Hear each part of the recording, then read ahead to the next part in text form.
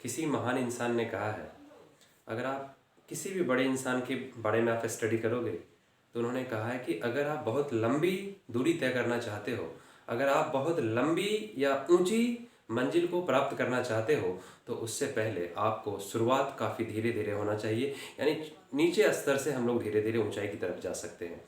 यहाँ पे हम लोग UPSC preparation, state public service commission के बारे में बात करेंगे। ये मेरा जो ये यूट्यूब वीडियो पे आने का जो मेरा सबसे फर्स्ट एंड अटमोस्ट मोटिव है वो ये है कि मैं चाहता हूँ कि हमारे इंडिया के बच्चे, किसी पर्टिकुलर स्टेट के बच्चे, ठीक है, उनको जैसे आप अगर यूपीएससी करना चाहते हो तो सबसे पहले इंडिया के कोई एक्सपर्ट हो, यूपीएससी एक्सपर्ट हो, या आप कह सकते हो जो यूपीएससी के टॉपर होते हैं, या कह सकते हैं जो यूपीएससी के फैकल्टी होते हैं। आप देखेंगे कि अगर आपको यूपीएससी करना है तो सबसे पहले आपको ये गाइडेंस किया जाएगा कि आप 6 to 12 एनसीईआरटी को अच्छे से पढ़ लें, ठीक है। तो मैंने सोचा कि अगर हम हमारे इंडियंस खास करके या किसी स्टेट के बच्चे, ठीक है, अगर उनके लिए अगर मैं एक रेलिवेंट टॉपिक्स लाऊं, अलग अलग सब्जेक्ट्स का 6 to 12 एनसीईआरटी को अगर मैं बेहतर तरीके से प्रिपेयर करके यहाँ पे डाल दूं तो ऐसे लाखों बच्चे होंगे जो इसका लाभ उठा पाएंगे, जो इसका बेनिफिट ले पाएंगे। खास करके वो बच्चे, ठीक, जो जिनके पास पैसे नहीं है, खास करके वो बच्चे जिनके इकोनॉमिक कंडीशन सही नहीं है, दूसरी चीज़ें वो भी बच्चे जिनकी इकोनॉमिक कंडीशन अच्छी है वो भी चीज़ों का फायदा उठा सकते हैं।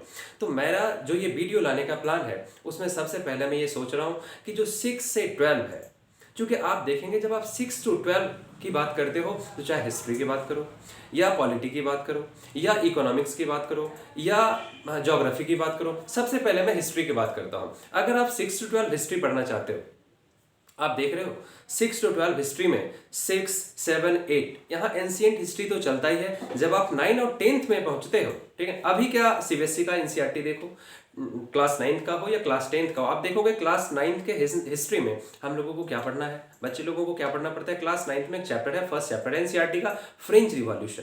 आप सोचिए वर्ल्ड हिस्ट्री का एक बहुत ही बड़ा चैप्टर, एक बहुत ही इंपॉर्टेंट चैप्टर, ठीक, पूरी दुनिया के अंदर में जब रिवॉल्यूशन की हम लोग कहानी पढ़ते हैं, ठीक है, पूरी दुनिया के अंदर जब डेमोक्रेसी की कहानी पढ़ते हैं, फ्रीडम ऑफ राइट्स की कहानी पढ़ते हैं, तो कहीं ना कहीं एक बहुत ही खूबसूरत जर्नी स्टार्ट आती है फ्रेंच रिवॉल्यूशन की।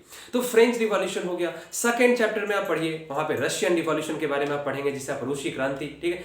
उसके अलावा आप चलिए क्लास 9th के ही किताबों में अगर आप चलेंगे तो नाजिज्म के बारे में आपको पढ़ना है कि हिटलर का जर्मनी के अंदर में राइज कैसे हुआ, ठीक है। यानी सिंपल है, वहां पे हम लोग एक नाजिज्म के अंदर में एक छोटा सा टॉपिक आ जाता है फासिज्म। यानी जैसे हिटलर का ये यूरोप के अंदर में, जर्मनी में जैसे एक डिक्टेटर्स लाइक हिटलर का जर्मनी में राइज हुआ, ठीक उसी तरीके से इटली में मुसोलिनी का कैसे राइज हुआ, ठीक है ना। और उन्होंने जो क्या प्रिंसिपल्स दिए, उसका जो रूल करने का जो तौर तरीका था वो क्या था, ये तमाम चीजों को हम लोग देखेंगे, ठीक है। तो देखो यानी 3-4 टॉपिक हम लोगों ने क्लास 9 में कवर कर लिया, फ्रेंच ये वर्ल्ड हिस्ट्री का, और बहुत ही इंपॉर्टेंट टॉपिक। क्लास 10 में आप चले जाइए, ठीक है। तो क्लास 9th में कौन कौन सा क्या, French revolution, Nazism, Russian revolution, ठीक है। उसके अलावा मैंने आपको बताया फासिज्म। क्लास 10th में जाओ, क्लास 10th का एनसीईआरटी का जो पहला चैप्टर है उसमें rise of nationalism in Europe, यानी यूरोप में राष्ट्रवाद का उदय कैसे होता है। उसमें देखिए कुछ इंपॉर्टेंट चैप्टर्स है, जैसे उसमें कुछ इंपॉर्टेंट टॉपिक्स हैं उसके अंदर, उस चैप्टर्स के अंदर में यूनिफिकेशन ऑफ जर्मनी। यानी यूनिफिकेशन ऑफ जर्मनी का मतलब वो जर्मनी जो पहले कई सारे टुकड़ों में बटा हुआ था, कैसे वो जर्मनी का यूनिफिकेशन हुआ, है ना, वो जर्मनी को यूनिफाइड करके एक बनाया गया, वो कैसे हुआ, यानी उसमें किसका सबसे प्रोमिनेंट रोल रहा, कौन कौन से, ठीक है, ऐसी घटनाएं हुई जिसने जर्मनी के यूनिफिकेशन में एक बड़ा बहुत ही कह सकते हैं इंपॉर्टेंट रोल प्ले किया। तो unification of Germany, unification of Italy, ये कह सकते हैं इंडिपेंडेंस वॉर ऑफ ग्रीक या ग्रीक वॉर ऑफ इंडिपेंडेंस, ये हम लोग कह सकते हैं। उसके बाद अगर आप आगे बढ़ेंगे तो ऐसे सोचिए, देखो 7-8 ऐसे टॉपिक्स यहाँ पे आ रहे हैं वर्ल्ड हिस्ट्री के, जो मैं कह सकता हूं कि ये आपके वर्ल्ड हिस्ट्री का, अगर ये टॉपिक्स का अगर आपको अगर एक अच्छा कमांड है तो कहीं ना कहीं ये आपके ऑप्शनल पेपर, ये वर्ल्ड हिस्ट्री के बारे में जब आप लिखेंगे तो बहुत ही ज्यादा आपको बेनिफिट करेगा। तो मैं 6 to 12 में जो भी लेके आऊंगा, फिर उसके बाद आप देखोगे क्लास 11-12 में जो 11th का जो अभी का एनसीईआरटी है उसमें कंप्लीट क्या है, उसमें कंप्लीट वर्ल्ड हिस्ट्री है। क्लास 12th के हिस्ट्री में जाओ, क्लास 12th में 3 किताब से, आपने देखा होगा क्लास 12th जो हिस्ट्री का किताब है उसमें 3 किताब से, पार्ट 1, पार्ट 2, पार्ट 3। यानी पार्ट 1 4 चैप्टर्स को कवर करता है, पार्ट 2 5 चैप्टर्स को कवर करता है, और पार्ट 3 6 चैप्टर्स को कवर करता है। पार्ट 1 को अगर हम लोग देखें तो वो एंशिएंट इंडिया का हिस्ट्री है। पार्ट 2 में अगर हम लोग जाके जाके देखें तो वो मेडाइवल इंडिया का हिस्ट्री है, और तो पार्ट थर्ड में अगर 6 चैप्टर्स में जाके देखें तो मॉडर्न इंडिया का हिस्ट्री है। यानी 6 से 12 तक जाते जाते आपको मैं ये बता सकता हूं कि एनसीईआरटी का इंडियन ऑलमोस्ट हम लोग कवर कर सकते हैं, ठीक है। और दूसरा चीज वर्ल्ड हिस्ट्री का भी बहुत ही इंपॉर्टेंट टॉपिक्स हम लोग उसको कवर कर सकते हैं, ठीक है। दूसरी बात, अगर मैं पॉलिटिकल साइंस की बात करूं, पॉलिटिकल साइंस में हम स्टार्ट से ही एम लक्ष्मीकांत को फॉलो करेंगे, यानी एम लक्ष्मीकांत, ठीक है, जो कह सकते हैं भारतीय राज व्यवस्था है, उसको हम लोग कंप्लीट तरीके से कॉन्सेप्चुअल तरीके से यहाँ पे हम लोग स्टडी करेंगे। ज्योग्राफी 6 से 12 तक का ज्योग्राफी, 12th का ज्योग्राफी बहुत ही इंपॉर्टेंट है, ठीक है। तो इन जो भी इंपॉर्टेंट चीजें हैं उसको हम लोग कवर करेंगे। इकोनॉमिक्स के भी जो कुछ इंपॉर्टेंट पॉइंट्स हैं उसको भी हम लोग कवर करेंगे। मैं ये एश्योर कर सकता हूं, मैं आपको काफी भरोसा दे सकता हूं, ठीक है, कि अगर आप इसको बेहतर तरीके से अगर समझेंगे, बेहतर तरीके से प्रिपेयर करेंगे, मैं गारंटी के साथ कह सकता हूं कि आज से 2 साल बाद, 3 साल बाद आप यूपीएससी के लिए जब बैठेंगे तो आपको लगेगा कि आपके अंदर एक बहुत ही कह सकते हैं स्ट्रॉन्ग बेस आपका तैयार हो चुका है। बिकॉज ये आपने सुना होगा कि अगर आपको इमारतें तैयार करनी हो तो सबसे पहले आपके पास एक बहुत ही मजबूत आधार होना चाहिए।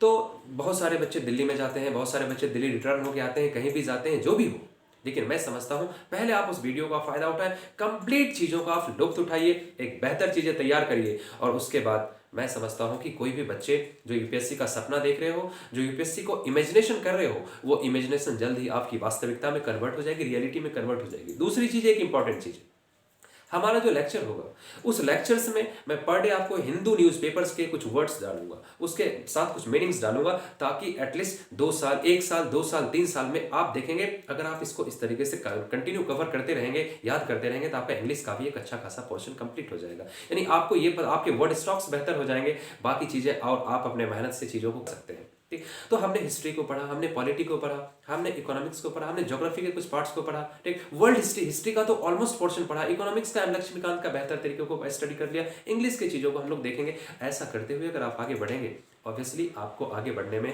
चाहे वो स्टेट पीसीएस हो, चाहे यूपीएससी हो, या कोई ऐसा कॉम्पिटिटिव एग्जाम जो सोशल स्टडीज से जुड़ा हुआ हो, ये आपके लिए काफ़ी बेनिफिटेड होगा, ठीक है, और बाकी लोगों के लिए भी काफ़ी बेनिफिटेड होगा। मैं उम्मीद करता हूँ ये सारे बच्चे के लिए सब चीज़ हो, सब बच्चे अच्छा करें, बेहतर करें, खास करके वो बच्चे जो इस चीज़ों को देखकर प्रिपरेशन करके अगर वो दिल्ली भी जाना चाहते हो, वो किसी बड़े इंस्टीट्यूट में पढ़ना चाहते हो, आप जा सकते हैं, नो डाउट आप जा सकते हो, है ना, किसी तरह का कोई ऑब्स्टेकल है, रिस्ट्रिक्शंस नहीं है, ठीक है। You can directly go and visit there, but और you can join the class there, but अब जब आप वहाँ पे क्लास ज्वाइन करेंगे तो आपको पता चलेगा कि आप सिर्फ वो नहीं पढ़ेंगे जो सर पढ़ा रहे हैं, क्योंकि आपको बहुत सारी नॉलेज आपको पता चल चुका है। आप वहाँ जाके अपने आप को ब्रशअप कर सकते हैं कि क्या मुझे नया सीखना है, किस चीज़ों को मुझे बेहतर बनाना है, क्योंकि बहुत सारी चीज़ें आपके दिमाग में ऑलरेडी सेटअप हो चुके हैं, आपके मेमोरी में वो ऑलरेडी स्टोर्ड हो चुके हैं। आप रिवीजन करके उन तमाम चीज़ों को बेहतर कर सकते हैं।